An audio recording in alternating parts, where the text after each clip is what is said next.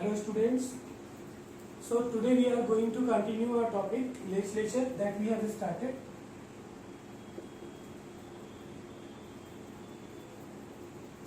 So in central legislature we call it a parliament.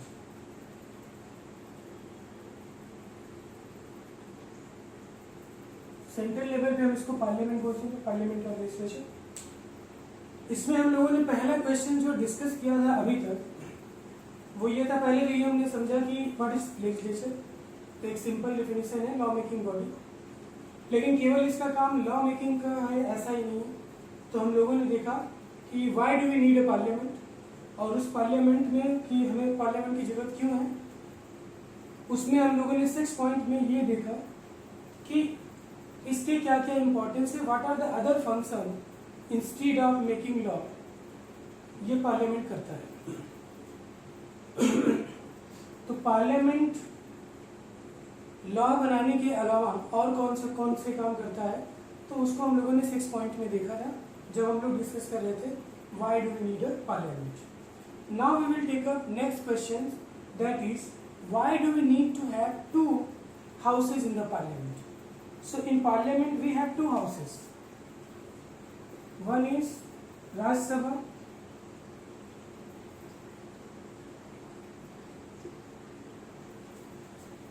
second is Lok Sabha.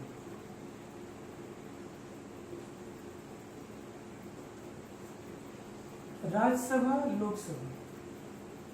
So why we, इसमें लगभग 552 members होते हैं, इसमें 250, जिसमें से 238 इलेक्ट होते हैं, 12 नॉमिनेट होते हैं प्रेसिडेंट के थ्रू।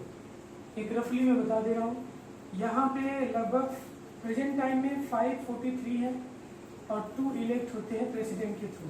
बाकी सीट सभी पॉपुलेशन बढ़ने के हिसाब से बढ़ाने के लिए हमारे पास है तो इतना, लेकिन हम प्रेजेंट टाइम में जो यूज है वो 543।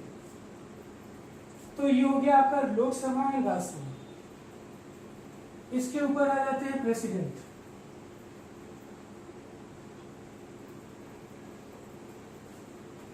अब ये जो तीनों का बॉक्स है,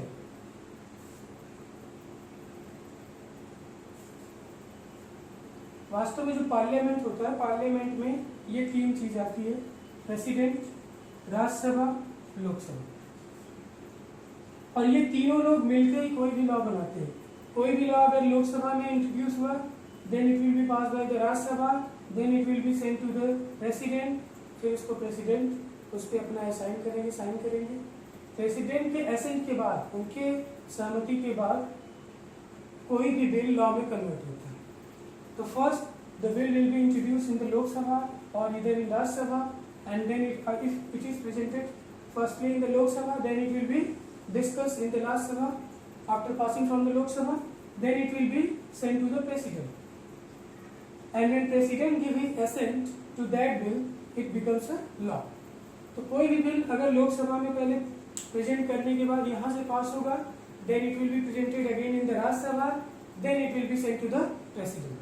तो इस तरह से कोई भी लॉ बनता है, और इन तीनों को मिला के हम कलेक्टिवली एक वर्ड में बोलते हैं पार्लियामेंट। तो पार्लियामेंट में प्रेसिडेंट, राज्यसभा एंड लोकसभा, ये 3 चीजें आती हैं। So the today's question that we are going to discuss is why do we need to have 2 houses? 2 houses की क्या जरूरत है? लोकसभा एंड राज्यसभा। क्यों केवल लोकसभा से ही काम ना हो जाए? Why we need to have a second? तो इसी क्वेश्चंस का आंसर आज हम लोग देखेंगे।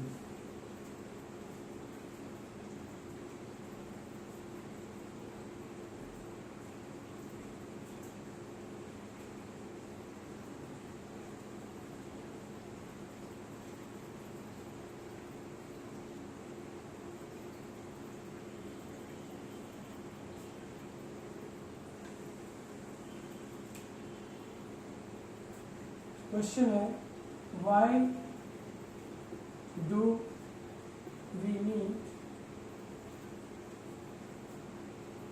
2 हाउसेज ऑफ पार्लियामेंट।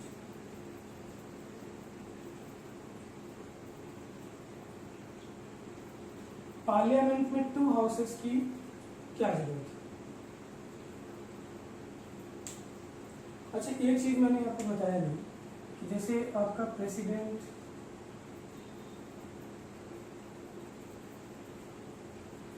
लोकसभा,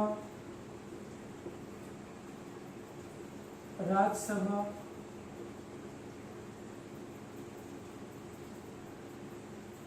देखो लोकसभा को हाउस ऑफ द पीपल बोलते हैं इसको इंग्लिश में, और इंग्लिश में लोकसभा ही बोलते हैं। लोकसभा हिंदी है, चूंकि नाम है तो नाम इंग्लिश हिंदी से नहीं होता।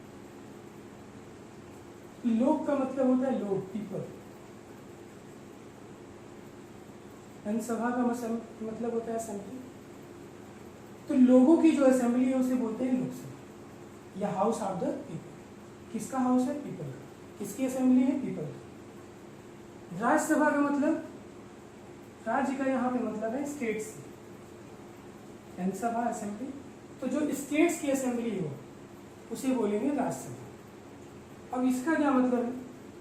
ये राज्यसभा है, मतलब ये पूरे कंट्री में जितने भी स्टेट है वो उनको राज्यसभा रिप्रेजेंट करता है, यानी सारे स्टेट्स को रिप्रेजेंट करता है कौन? राज्यसभा। और पूरे इंडिया की जो पॉपुलेशन है उस पूरे पॉपुलेशन को कौन रिप्रेजेंट करता है? लोकसभा। एक प्रकार से ये टेरिटोरियल रिप्रेजेंटेशन है और ये पब्लिक रिप्रेजेंटेशन है, ऐसे आप समझ सकते हैं। इसीलिए इसको हाउस ऑफ द पीपल है, इसको काउंसिल ऑफ स्टेट बोलते हैं, जो स्टेट को रिप्रेजेंट करे, और ये लोकसभा लोगों की। और ये जो लोकसभा और राज्यसभा है ये डायरेक्टली इलेक्ट होते हैं। लोकसभा में जो भी पीपल होते हैं, एमपी जो हम बोलते हैं, मेंबर ऑफ पार्लियामेंट, दोनों लोगों को बोला जाता है, but they are directly elected by the people and they are indirectly elected by the member of legislative assembly, यानी एमएलए। एमएलए को हम इलेक्ट करते हैं, देन एमएलए जो है वो राज्यसभा के मेंबर को इलेक्ट करते हैं। राज्यसभा के जो मेंबर होंगे, अब चूंकि ये राज्य का रिप्रेजेंटेशन कर रहा है, स्टेट का, इसका मतलब हर एक स्टेट से यहाँ पे कैंडिडेट आएंगे, और किस स्टेट से कितने कैंडिडेट इलेक्ट होंगे, तो हर स्टेट का एक सीट फिक्स किया गया है। सीट किस बेसिस पे फिक्स हुआ है? पॉपुलेशन के बेसिस पे। पॉपुलेशन ही बेसिस क्यों बनाया गया, स्टेट क्यों नहीं बनाया गया? तो इसके पीछे सिंपल सा रीजन ये था कि जैसे जो बड़े स्टेट हैं, जैसे यूपी है, बिहार है, तो अगर महाराष्ट्र है, अगर इन स्टेट्स में अगर हर एक स्टेट्स को इक्वल सीट दे दिया जाए, तो इससे क्या होगा कि यूपी जैसे बड़े स्टेट्स में जहाँ पे बहुत ज़्यादा पॉपुलेशन है, तो उतने बड़े पॉपुलेशन को केवल कुछ ही लोग रिप्रेजेंट करेंगे। रैदर जैसे सिक्किम जैसा छोटा सा देश, वहाँ पे बहुत कम पॉपुलेशन है, तो वो उनको उतना रिप्रेजेंटेशन की जरूरत नहीं, लेकिन उनका और यूपी और सिक्किम दोनों को इक्वल रिप्रेजेंटेशन राज्यसभा में मिलेगा, जो कि सेम नंबर ऑफ पीपल को रिप्रेजेंट नहीं करता है। तो इस वजह से हमने इसको जो कॉन्स्टिट्यूशन मेकर थे उन्होंने इसको पॉपुलेशन के बेसिस पे डिसाइड किया, न कि स्टेट के बेसिस पे। यूएसए में स्टेट के बेसिस पे दिया गया है रिप्रेजेंटेशन सीनेट में, वहाँ पे राज्यसभा को सीनेट बोलते हैं और लोकसभा को कांग्रेस। तो वहाँ पे तो दिया गया है स्टेट के बेसिस पे, लेकिन इंडिया में ऐसा नहीं किया गया। इंडिया में पॉपुलेशन को बेसिस बनाया गया। तो जैसे यूपी बड़ा स्टेट है, पॉपुलेशन ज़्यादा है, तो यूपी में सबसे ज़्यादा रिप्रेजेंटेशन आई थिंक 30 सीट्स है, तो 30 मेंबर्स यूपी से जाते हैं राज्यसभा में। टोटल 250 हैं और 238 इलेक्ट होते हैं, 12 नॉमिनेट होते हैं। जो नॉमिनेट होते हैं वो साइंस, आर्ट या फिर सोशल सर्विसेज में जो बेटर काम करते हैं उनको जो है नॉमिनेट किया जाता है प्रेसिडेंट के थ्रू। तो ये तो एक छोटा सा इंट्रोडक्टरी हमने दे दिया। अब हम आते हैं क्वेश्चन। क्वेश्चन ये है कि why do we need two houses of parliament. Parliament में दो हाउसेज की क्या जरूरत है पार्लियामेंट? तो इसके कुछ क्वेश्चंस के आंसर ऐसे दे सकते हैं, जैसे इंडिया एक बहुत ही पॉपुलेशन के बेसिस पे देखे या टेरिटोरियल के बेसिस पे देखे तो काफी बड़ा है। तो लार्ज जो कंट्री होती है और जो डाइवर्स कंट्री होती है वो जनरली 2 हाउसेस को प्रेफर करती है। इसके पीछे रीजन भी है, तो इसको हम नोट करते हुए चलते हैं।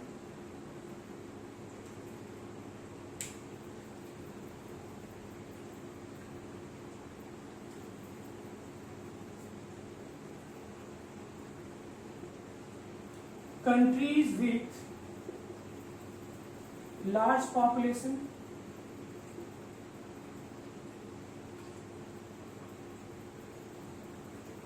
and much diversity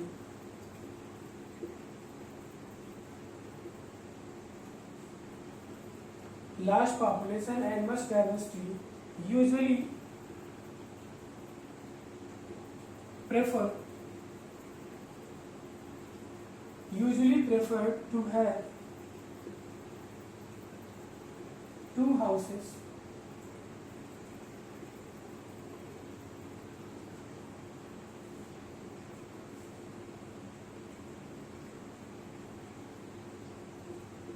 in the parliament.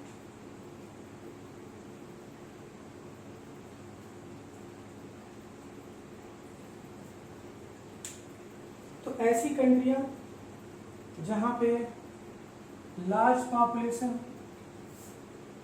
और मच डाइवर्सिटी, जो बड़ी पॉपुलेशन वाली कंट्रियां हैं और जहां पे डाइवर्सिटी बहुत ज़्यादा है, जैसे इंडिया की पॉपुलेशन ही बहुत ज़्यादा है, 125 करोड़ के एंड डाइवर्सिटी भी आप देखो, लैंग्वेज, रिलीजन, कल्चर, इतनी ज़्यादा डाइवर्सिटी है।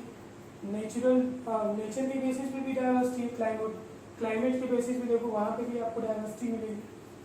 तो इस तरह से इतनी ज़्यादा डाइवर्सिटी होने के साथ साथ इतनी बड़ी पॉपुलेशन है, तो एक तो पहली चीज़ तो यहाँ से ही कंपल्सन हो गया कि इंडिया में 2 हाउसेज होनी चाहिए। अब कुछ पॉइंट वाइज हम इसके प्रॉब्लम्स को देख लेते हैं। कुछ पॉइंट वाइज 2-3 पॉइंट हम इसके फेवर में दे सकते हैं। Why do we have 2 houses in the parliament? तो पहला,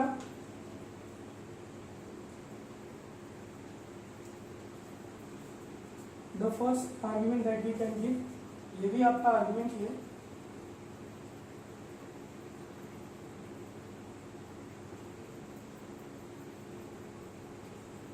second, to give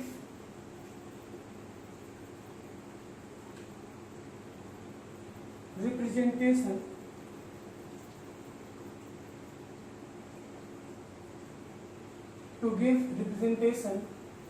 to all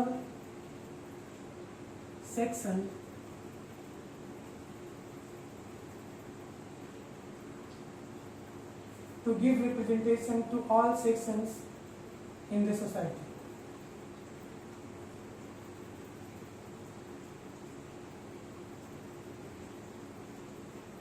To give representation to all sections in the society. तो कंट्री में मतलब जो डाइवर्सिटी की हम यहाँ पे बात कर रहे हैं, तो पूरे डाइवर्सिटी में to give representation to all sections in the society, सारे सोसाइटी में जितने भी लोग हैं सबका रिप्रेजेंटेशन हो सके, इसलिए हम 2 हाउसेस को लिए हैं, जिसमें लोकसभा, जिसमें हम डायरेक्टली इलेक्ट करते हैं, है ना। तो उसमें अलग अलग कास्ट कम्युनिटी के लोग होते हैं। The seats have been reserved in the constitution to make it possible the representation of every community in the parliament. तो सीट्स SC/ST के लिए रिजर्व है, विमेन के लिए बात चल रही है, रिजर्व नहीं है, बट उनके लिए भी रिजर्वेशन की जरूरत है क्योंकि उनका रिप्रेजेंटेशन प्रॉपर्ली नहीं है।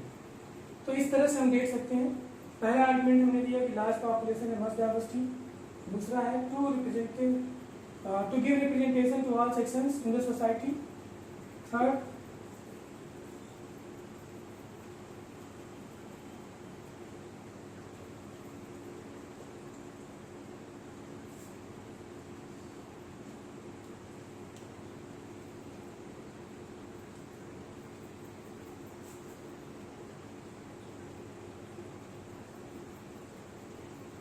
to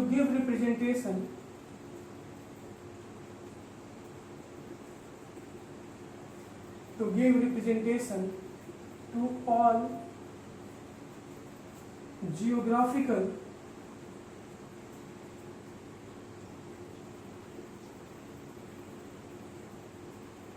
regions। बेसिकली जो पहला पॉइंट था उन्हीं दोनों पॉइंट को हमने सेपरेट कर दिया है। तो अगर आप जैसे जनरली 3, अगर शॉर्ट क्वेश्चन है 3 पॉइंट पे लिखना है, तो उस पॉइंट को मिक्स करके आप ये 2 पॉइंट लिखिएगा और एक लास्ट में बता देंगे 3 पॉइंट। जनरली अगर आपको एक पॉइंट और बनाना है, नहीं बन पा रहा है, देन आप वो फर्स्ट पॉइंट को यूज करेंगे। तो इसमें क्या है, जियोग्राफिकल रिप्रेजेंटेशन। हमने बताया था ना पार्लियामेंट में दो हैं, लोकसभा एंड राज्यसभा। ये स्पेशली राज्यसभा के थ्रू हम इंश्योर करते हैं।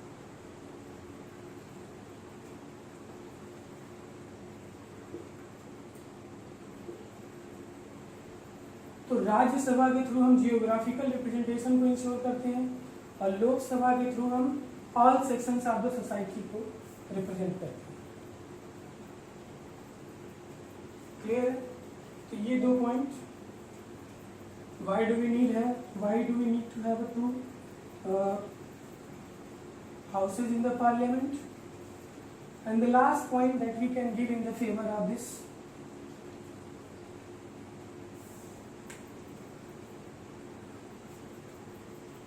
एक वर्ड है बाइकैमरल।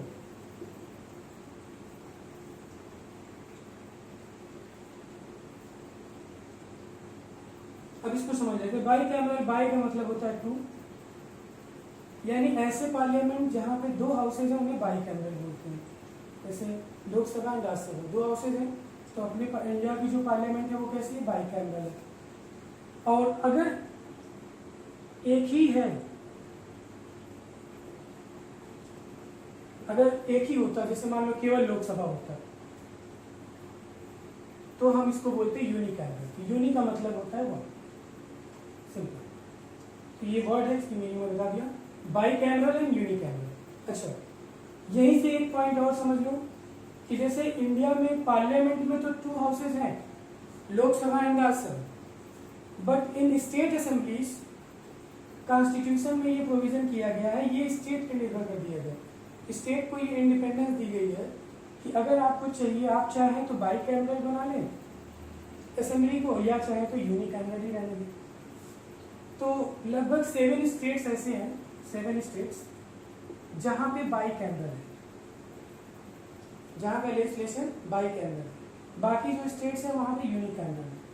अब वो 7 स्टेट्स कौन कौन से हैं जहां पे बाइकैमरल है? अब वहां स्टेट लेवल पे जो होते हैं उनको बोला जाता है लेजिस्लेटिव असेंबली। थोड़ा सा स्टेट का बता दे रहे, स्टेट लेवल पे जो लेजिस्लेचर होगा उसको स्टेट लेजिस्लेचर ही बोलते हैं।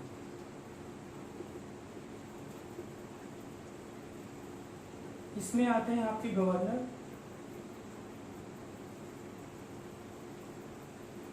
फिर लेजिस्लेटिव असेंबली,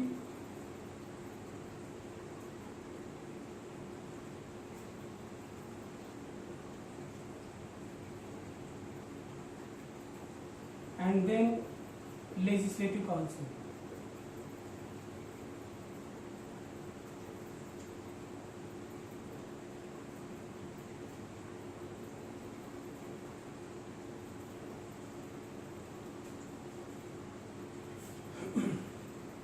सेम प्रोसेस, जैसे वहां पे प्रेसिडेंट है, यहाँ पे गवर्नर है।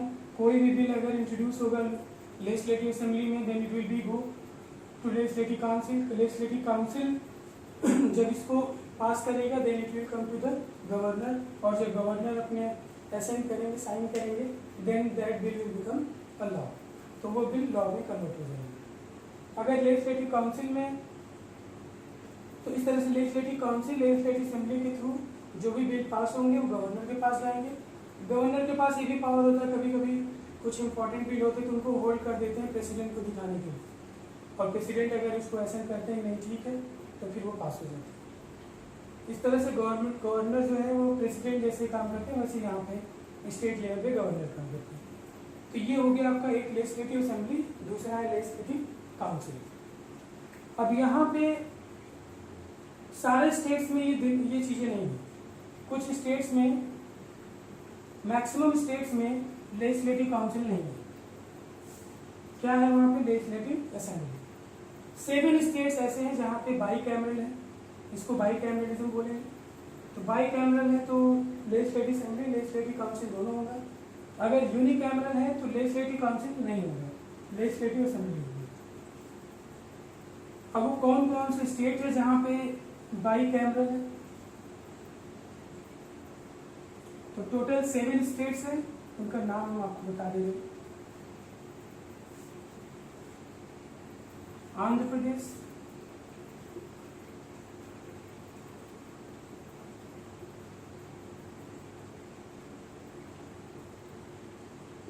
तेलंगाना,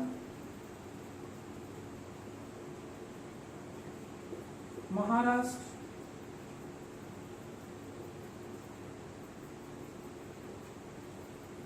कर्नाटका,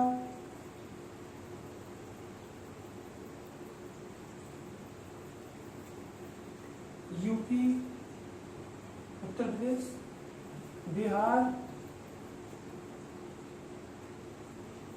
और जम्मू एंड कश्मीर।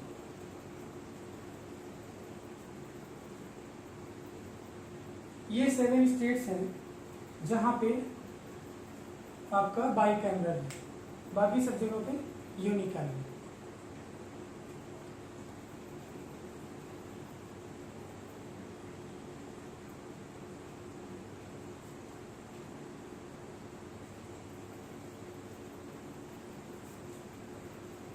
अब जो लास्ट पॉइंट था जो हम डिस्कस करने वाले थे, क्योंकि बाई कैमरल वर्ड आ गया तो इसलिए इसे थोड़ा सा एक्सप्लेन कर दी।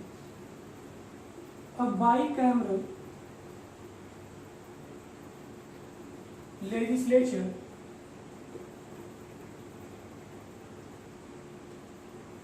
makes it possible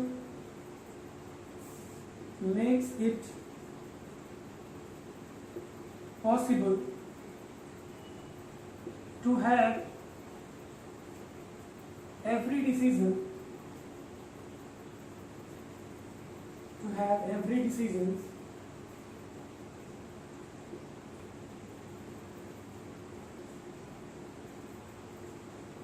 reconsidered।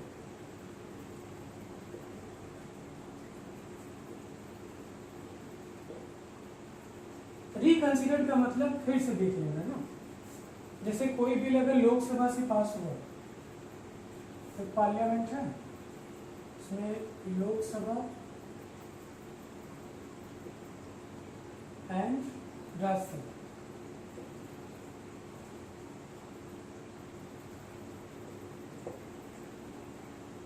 अब लोकसभा से कोई भी बिल अगर पास हुआ तो कहाँ जाएगा? राज्यसभा में। सेम बिल एक बार ऑलरेडी यहाँ पे डिस्कशन हो गया है, फिर वही बिल जब राज्यसभा में जाएगा फिर से उस पर डिस्कशन होगा, तो हम उस पर रिकंसीडर नहीं कर रहे हैं, इसी बिल पे दोबारा कंसिडरेशन हो रहा है, मतलब हम रिवाइज कर रहे हैं। बाई चांस कभी कभी लोकसभा में बहुत जल्दीबाजी में अगर कोई बिल पास हो गया तो उसके बाद भी हमारे पास दोबारा उसको देखने के लिए, कंसिडर करने के लिए ये दूसरे हाउस में जाएगा, राज्यसभा में। राज्यसभा में डिस्कशन होगा, डिबेट होगा, then it will be pass to the send to the president. इस तरह से मान लो कभी बाई चांस यहाँ से कुछ चीजें छूट गई तो यहाँ पे जाके राज्यसभा में पॉइंट आउट हो जाएगा कि क्या प्रॉब्लम्स है। तो जब हम अपने डिसीजंस को रिकंसिडर करते हैं, रिवाइज करते हैं, तो इससे क्या होता है, गलती होने के जो चांसेस होते हैं वो कम हो जाते हैं। तो सबसे इम्पोर्टेंट जो काम है इसका वो ये है कि ये रिवाइज करता है। जो राज्यसभा है वो रिवाइज करता है किसी भी बिल की, और इससे मिस्टेक्स होने के जो चांसेस होते हैं वो बहुत कम हो जाते हैं। और ये सबसे इम्पोर्टेंट काम है। वोट तो अलग बात है कि यहाँ से भी पास होगा, देन यहाँ से भी majority of the people will vote, then it will be being passed. जब तक सारे लोग उसको, मैक्सिमम लोग उसको फेवर में वोट नहीं करेंगे तब तक पास नहीं होगा, वो एक अलग इशू है। लेकिन जो इसका मेन फंक्शन है वो है रिकंसिडर करना। कोई भी बिल लोकसभा से पास होगा then it will be reconsidered in the Rajya Sabha. तो bicameral legislation makes it possible to every decision reconsider. सारे डिसीजंस क्या होते हैं? रिकंसिडर होते हैं, रिवाइज हो जाते हैं, जिससे मिस्टेक्स के चांसेस कम हो जाते हैं। तो इस तरह से हमारे पास टोटल 3 आर्गुमेंट है मेनली, वैसे आप इसे 4 भी कर सकते हैं अगर फर्स्ट को भी आप काउंट करें तो ये हो गया why do we need to have 2 parliament, 2 houses in the parliament. तो बस आज के लिए ये टॉपिक कंप्लीट हो गया। Next day we will discuss next question.